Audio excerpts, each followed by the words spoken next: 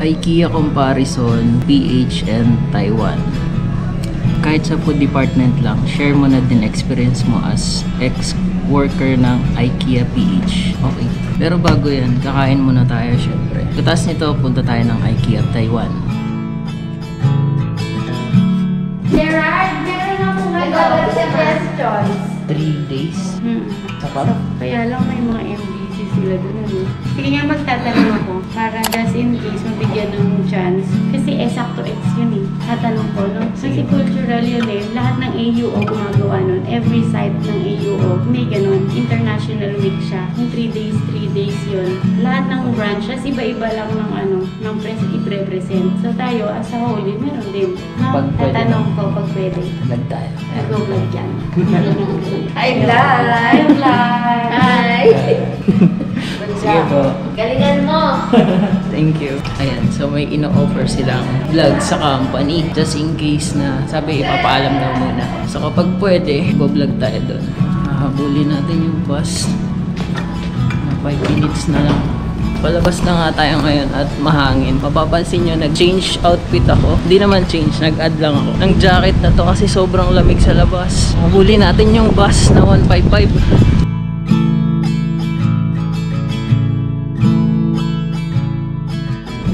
Napaaga ata labas natin at napakalamig. Nandito na yung bus. Kaya ready na natin yung bus.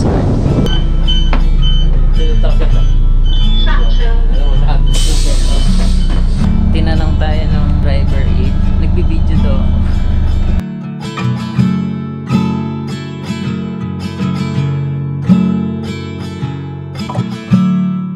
Bababa na nga tayo.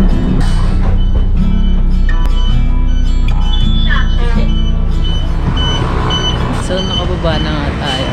At ngayon, maghahanap tayo ng sasakyan papunta ng IKEA. Pumuna tayo. Ayan, so isang reason bakit hindi tayo naliligaw at malakas yung loob ko kapag gumagala ako dito sa Taiwan is yung tracking system nila sa mga bus, yung bus tracker nila kumbaga. Kailangan mo lang mag-open ng Google Map. Ayan, so open natin Google Map. Check mo yung location mo kung tama. Tapos, maghanap ka ng bus stop na malapit sa'yo. Gaya nito. So may bus stop dun sa malapit. Dito lang, malapit lang. So, nandito ako nakaupo sa park.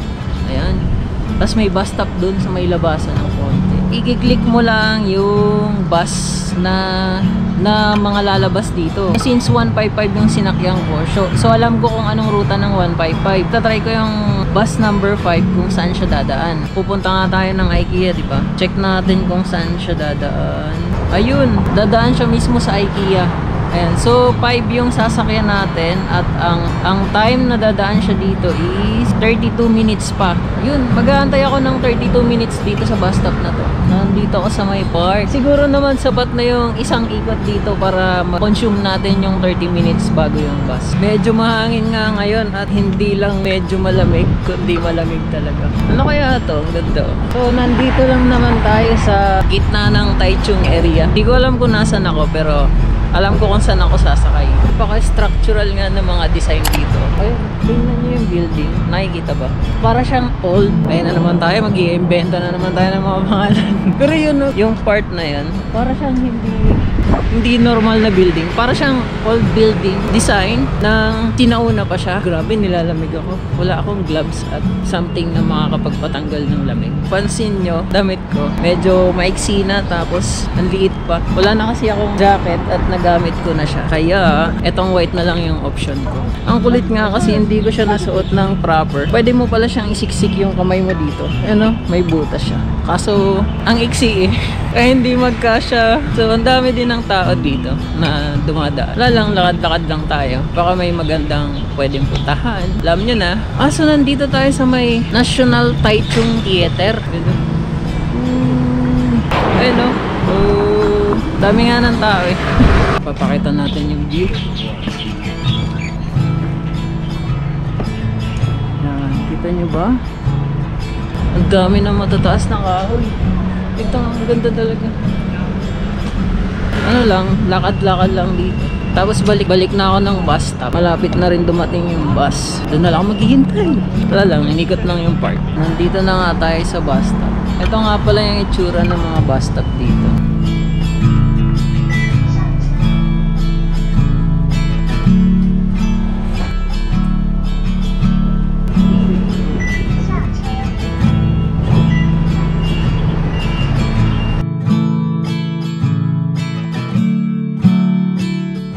Ayan, so kakababa lang nga natin dito sa tapat ng IKEA. Ayan yung IKEA Taiwan. O diba, ang cute. Ang liit lang niya, pero tingnan natin sa loob kung gaano siya kalaki. Nakapasok na ako dito one time and sadya naman talaga siyang malaki. At kulang nga yung isang oras mo para umikot. So ngayon, papasukin natin yung IKEA. Dito na tayo sa entrance. Ayan, so sa ngayon, nandito na tayo sa loob ng IKEA Taiwan. Tapos, ito nga pala yung request ni AJ, yung manager ng, siya yung may hawak ng bistro and Swedish food market sa IKEA Philippines. So, nag-comment siya kahapon sa post ko ng kung ano yung pwedeng gawing content at si AJ nga yung nag-comment. Nagtataka kayo bakit AJ yung tawag ko sa kanya. Kasi sa IKEA, hindi sila matawag ng ibang pangalan. Bawal yung sir and ma'am. So, ang tawag namin sa kanila is direct sa pangalan. So, akyat na nga tayo. Titingnan natin kung gaano kaganda tong IKEA na Taiwan. Ang IKEA kasi, dadaling ka muna nila sa tuktok. Tapos dun ka mag-i-start ng paikot hanggang sa pababa ng pababa ng pababa. Hanggang sa marating sa pinakababa. Ang purpose nila nun, sabi, para maikot mo yung lahat. Meron silang sinusunod na guide, ipapakita natin mamaya. Para wala kang makakaligtaan. As in, talagang part ng buong IKEA is madadaanan mo. Meron din sila ng Smaland. Ganyan yung itsura ng Smaland nila. Yan yung parang kung may kasama kang bata, pwede mo siyang iwan dyan. Ganyan no?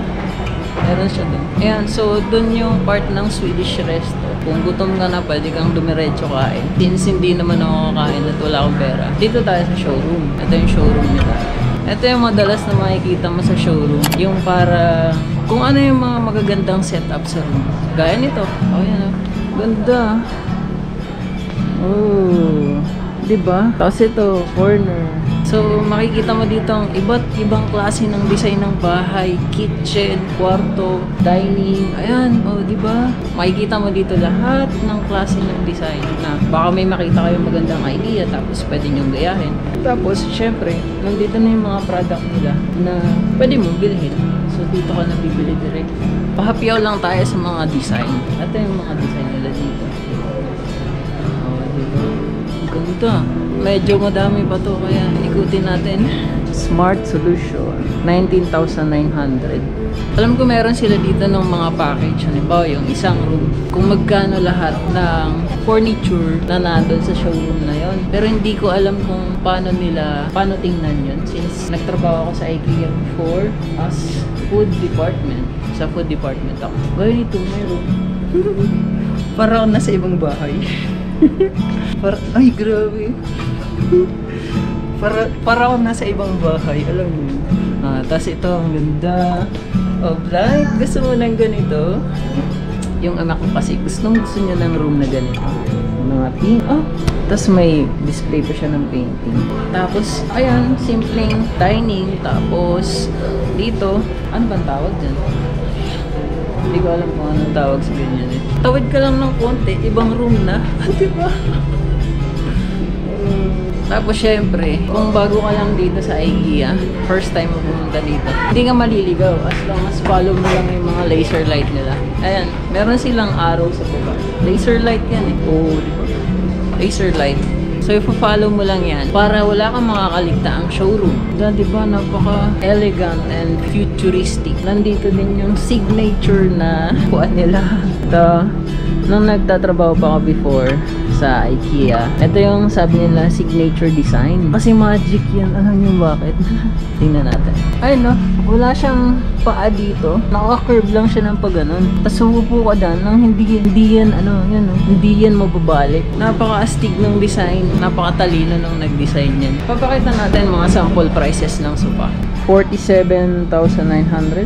May discount na 500 since malapit na yung Chinese New Year. Madami na naman pera yung mga tao. Tapos yan, 4,800. Tapos ito, 1,400. Oh, syempre hindi yan.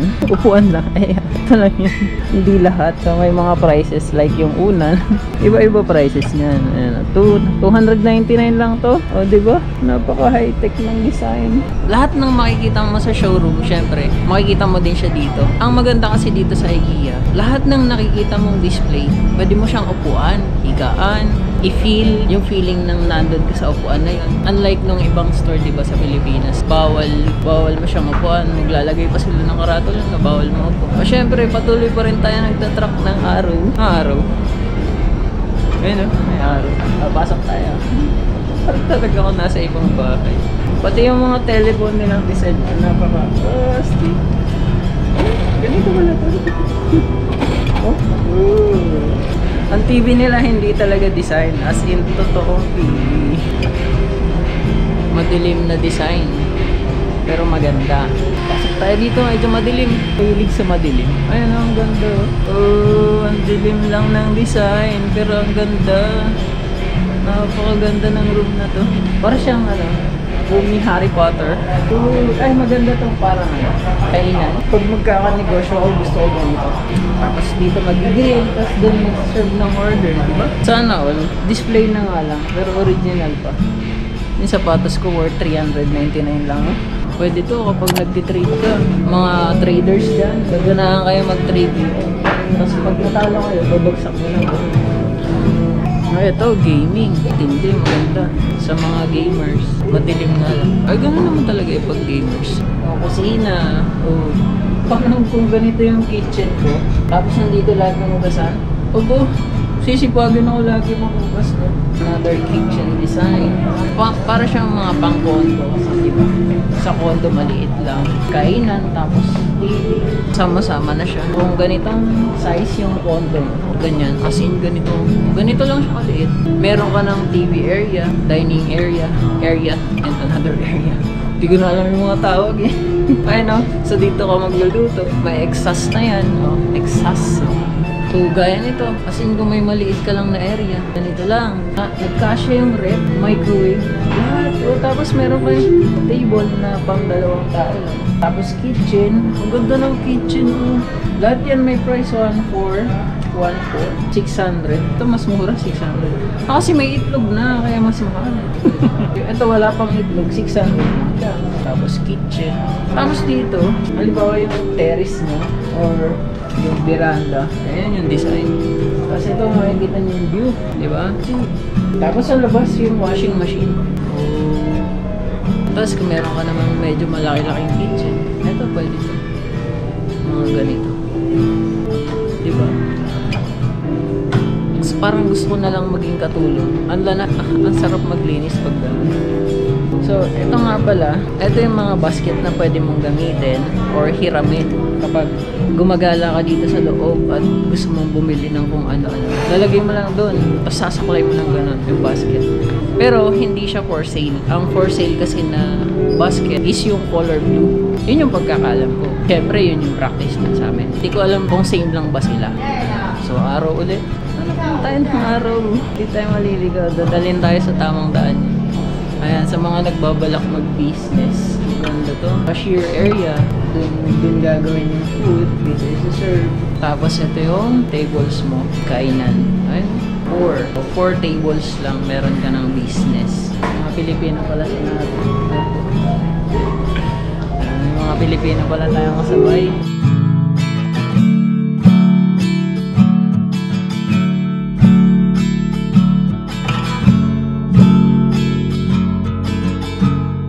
Sa mga gusto magpa-package sa Pilipinas, 699 para sa shark pa. Ganito po siya kalaki.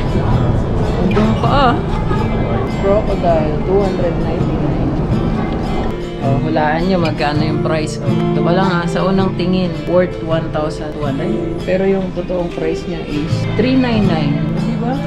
Yung bear, hulaan nyo magkano yung price. Huggable na bear, 899. Diba? 899. Elephant. Ano? Ganito siya kalaki Price, 599. Saan ka makakita ng 599 na ganito? So kung ayaw mo naman ng masyadong malaki, meron namang maliit. Ganyan lang siya kaliit. 349 sa maliit. 499 sa panda. Maliit na bear, 299. Dami. Kayo na tumingin kung magkano. Well, dinosaur. Another dinosaur. Dinosaur na naman. Tapos dinosaur ulit. Sawa kayo sa dinosaur. Parang cute nito. 299. 299 sa maliliit. Tapos dito 399 sa shark, baby shark. 699 sa malaki. Pwede mong ipasok yung kamay mo sa bunga. May mga pets. Malamang 349 yung maliit. Tapos yung malaki, 699 sa malaki. Sa wakas, natapos na natin. Ito na yung last na araw papunta ng Swedish Resto. So, titingnan natin kung ano meron sa Swedish Resto. Ito yung menu nila. Ayan yung mga product nila dito. Highlights product. Kaya nabahala tumingin. Ito yung favorite ko. Napakasarap nito, promise. Saka to. Almond cake. French fries, 55. O, para ka lang kumain na sa Jollibee. Chicken, dalawa. O, 199 lang. Diba? Nordic fruit water, 30. Siyempre, pasok tayo. Ayan, so kung kakain ka, pwede mo munang iwan dito yung mga pinamili mo bago ka kumain dun sa loob. Dito ka papasok, pipila ka doon, tapos bibili ka. Cheers nila. Siyempre, hindi tayo pipila. Wala tayong pambili. Sayang, hindi ko mapapakita yung mga menu nila eh. So pagkatapos nila kumain, doon nila nilalagay yung food kasi self-service to. Pansin ko lang. Ito kasi machine na eh. Yung umiikot siya sa loob, hintayin mo na magkaroon ng space tapos ilalagay mo doon yung plate mo. Tapos kukunin na siya doon, papasok. As in parang paikot siya.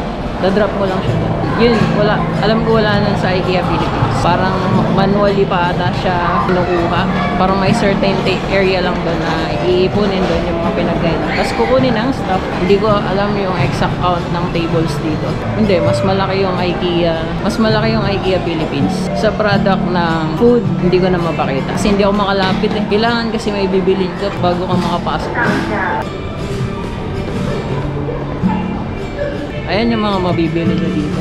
Price $899, $249, $199, $39, $29. Grabe. Ano to, Barya? O, diba? Napakamura. Wiper, $29. $19. Makita ng $19 na gunting. Diba? $19 na gunting. Tapos napakagandang quality pa yan. $39, $39, $39. Ah, diba? $99. Grabe. Talaga naman. IKEA pa nga, quality na, mura pa. $39, ceramic bowl. Apares lang sila. Kahit magkaiba yung size. $79.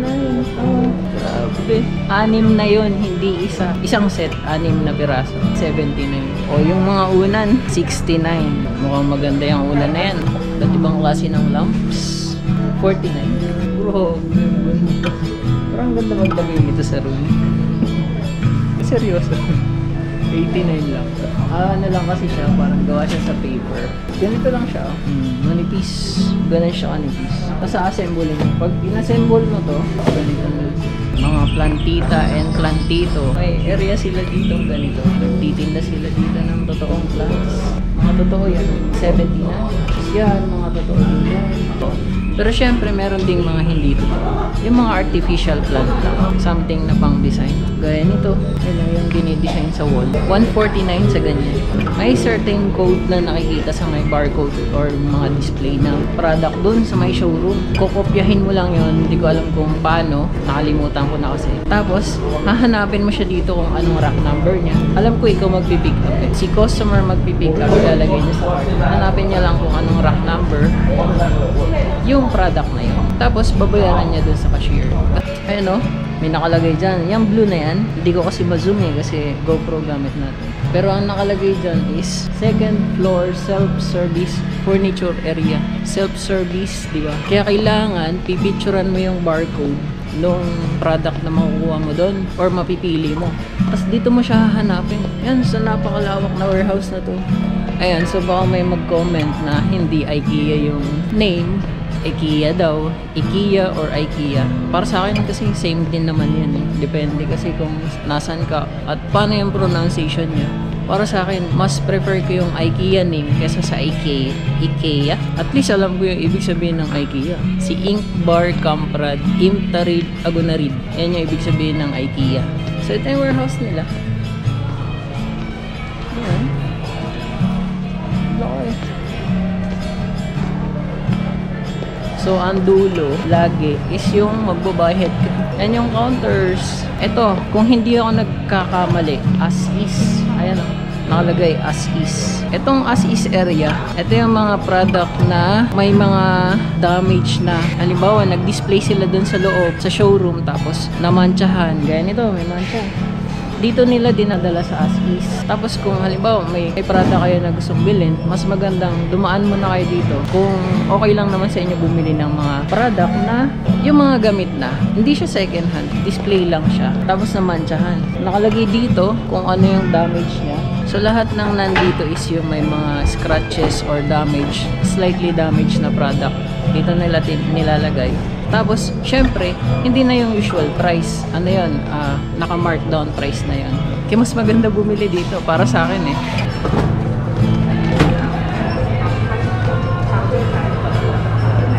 Ayan. So, ito yung nag-request sa atin, si AJ. Ito yung Swedish food market nila. Ito yung mga products. Magaling naka-open lang yung ano. Usually kasi yung sa Pilipinas may harang dito. Frozen siya. Ito, naka-open lang siya. Hindi ko alam kung anong purpose nila, pero naka-open lang. Ito yung mga products. Hindi siguro sila nag-worry sa kuryente kasi solar panel naman yung mga gamit dito. Gaya nito, yung mga naka-open lang din. Buns, meron din silang buns. Ito, meron din ito. Meron din yan sa Pilipinas. Ito, wala. Before, ngayon, hindi ko alam siguro. Coffee rep, waffles, mga cakes. Itong section na to is cakes. Drinks, nandito rin yung mga drinks. Pwede ka mag-grind dito ng coffee na bibilin mo. Free yan, syempre walang charges. Mga another drinks. Tapos mga drinks again. Ang massive ng display nila dito ng chips. Ayan o, first, second, third, fourth. 4 na layer yung chips display nila. Tapos yung famous chocolates. Hindi makakula. Isa to sa pinakamurang chocolates. Ayan, 45. Ito yung best seller na product nila. 45. So magkano yan sa Pilipinas? I think 99. And 45 dito. Almost the same. 290 para dito sa Dame. Yan. So yan yung mga meron sila dito. Palu. Maliit lang to actually. Kaya to i-manage ng 2 tao lang. Mga candies. Yan yung Swedish food market. Ayan yung display nila sa harap. Tapos, meron pa sila dito additional. May mga bread, may mga something na buns. Alam ko familiar dito si AJ. Tapos mga buns. And syempre, nandito tayo sa famous na ice cream ni IKEA. Famous? Bakit famous? Kasi sa halagang 10, oh grabe, 10 NT, makakabili ka na ng ice cream. Magdadrop ka lang ng coin. Hindi ka na bibili ng coin. Usual na 10 NT. Tapos iuhulog mo siya doon. Tapos ipe-press mo, magdadrop yung ice cream cone. Tapos, ayun, bata nga, marunong eh. Postigo. Tapos, ayun na, maglalagay na ng ice cream. Tapos gawa na yung ice cream nila. Ganito sikat si IKEA sa famous ice cream nila na 10 NT. Kasi ba naman, syempre, sabi nila, nung nag-work pa ako dati sa IKEA, hindi ka lalabas sa IKEA nang wala kang nabibili. Syempre, pinagod ka nila sa loob. So, bibili ka. And check naman natin kung anong meron dito sa Swedish Bistro. So, ito yung bistro nila. Try ko na lang mag-zoom kasi medyo malayo. Gagamitin ko yung phone para mag-zoom. Yan yung mga products nila dito. 45, 40, 149. Ice cream is 10. Meron sila dito ng ibang ice cream to. Hindi ko alam kung anong ice cream yan. At di ko rin mabasa. Rich chocolate. Yan yung itlog na binababad sa tea. Sikat yan dito sa Taiwan. Ito 35, hotdog 50. Ito set na may drinks and buns 60 din. Ito 50. May drinks na yan lagi. Tapos yun, kung gusto mo mag-try lang ng meatballs, chicken meatballs yan. 50 lang, may drinks ka na. Combo na yan. Tapos yun, veggie hotdog 50 din. Tapos cinnamon bun 50. Meron din sila dito ang self-service drinks dispenser. Tapos coffee. So yan mga display nila. Gaya din ng sa Philippines. Ito, ganyan na ganyan yan sa Pilipinas. Mas malaki nga lang ng konti yung sa Philippines. Kasi ang lawak talaga yun. Siguro mga 3 ganito. Ito parang 2 lang siya. Tapos sa Swedish food market, mga 2 ganito yung haba. Parang isa lang siya. Sa Philippines, dalawa. And syempre, dahil sales yung hinahatak ni IKEA, hanggang sa huli meron pa sila bistro exit ata yung tawag dito kung hindi ako nagkakamali. Meron din silang mga unlimited drinks. Unlimited drinks. Makikita ba? Ayan. Itong area na to, bistro exit. Maliit lang siya. Sa wakas, natapos na natin yung napakahabang lakaran. Grabe naman kasi. Ang haba talaga ng nilakad natin. Ayun, sana AJ, nasasagot ko ng kahit konti man lang yung comment mo or yung vlog suggestion mo sa akin. Sana may naintindihan ka. And, ayun, thank you sa mga sumama at nanood. Hope nagustuhan nyo yung video natin ngayong araw kahit na hindi gaano magaling magsalita yung vlogger natin for today's video. So hopefully you enjoy guys and sana samahan nyo pa rin ako susunod. Kung meron kayong vlog suggestion, comment lang kayo sa baba and try natin gagawa ng video. And yun lang. Thank you for watching and hope you enjoy. Please like and subscribe and I'll see you guys on my next video. Peace!